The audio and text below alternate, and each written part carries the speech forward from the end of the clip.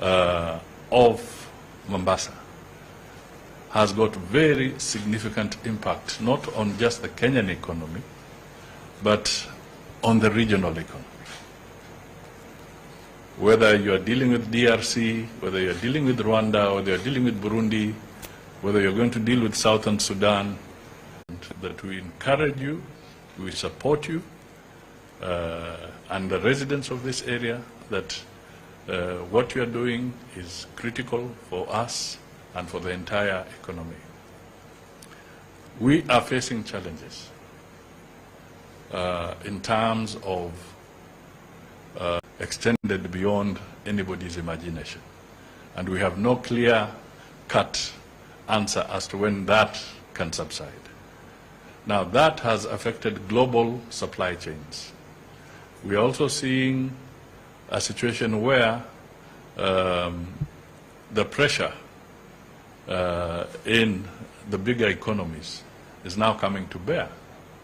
And interest rates are rising. And in the process, the issue of the dollar vis-a-vis other currencies is beginning to bite. Now, I'm bringing this out to point out that we need the foreign currency coming to our country. And the primary foreign exchange earners for us is, of course, our agricultural exports and tourism. So, if our exports are not doing very well out there, whether it is tea or whether it is coffee, then our fallback position is tourism. And maybe the diaspora remittances. But we now must look at it this way, that in order to bring the costs of living down, we must grow our export earnings, including tourism, so that we can have those resources coming in, and then they can help us to have sufficient foreign currency to deal with the oil imports, to deal with the fertilizer imports, to deal with the food imports, to deal with the medical imports. We need those resources. And we can only do it in a peaceful environment which can allow us to attract what needs to be attracted, and that is tourism and tourists and their resources. So I am speaking to these particular issues in this iconic building, well preserved.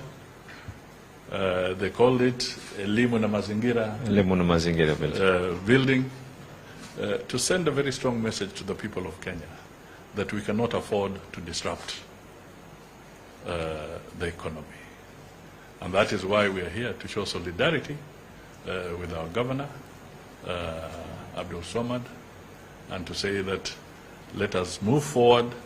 Election cycles have their constitutional timings. We have just come out of it 6 months ago. We need to move forward as a nation.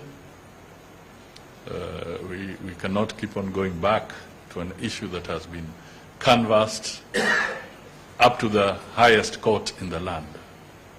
It has been canvassed and dealt with fully. So we cannot go back there. And we also want to make it very clear that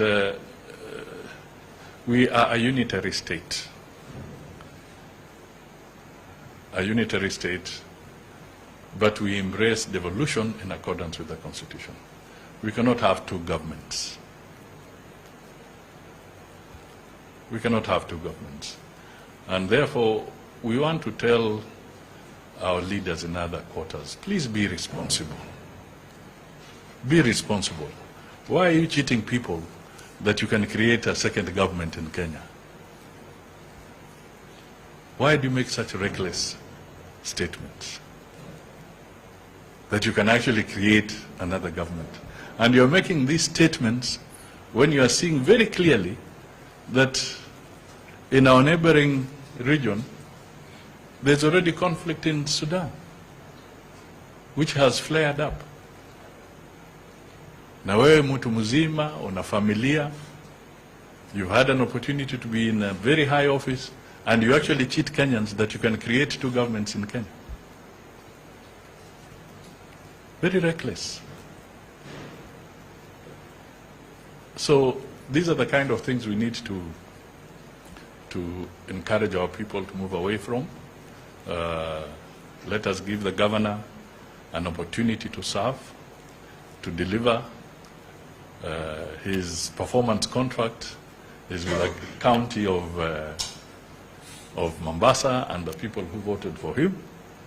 And in 5 years' time, they'll be evaluating him and making their decision on the basis of how he has worked and how he has delivered. So let us not distract him, let us not divert him, let us make sure that he can deliver, and then his performance contract will be sorted out by the county of Mombasa in the constitutional way.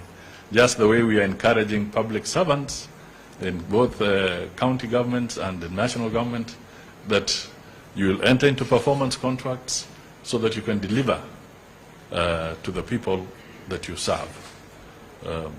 But the performance contract of the governor, the performance contract of the president, those are the most rigorous performance contracts to sign. They are extremely rigorous. And the parameters of measurement are very broad, very wide. So we must give them time to deliver on the contracts that they signed with the people that they lead, the people that they serve. Thank you so much, and we say heko to you. Asante.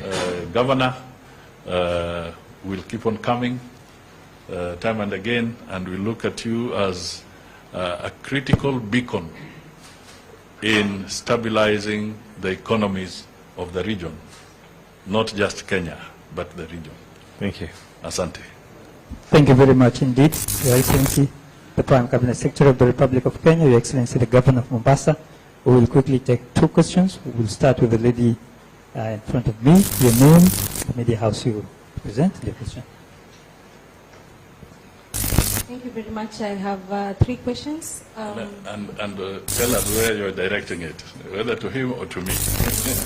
My name is Ring Etieno from the Daily Nation.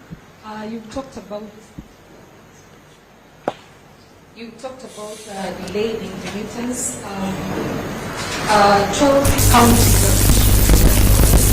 including Mombasa, data proposed. How soon is the national government be able to remit funds to counties? Secondly, you've talked about tourism, and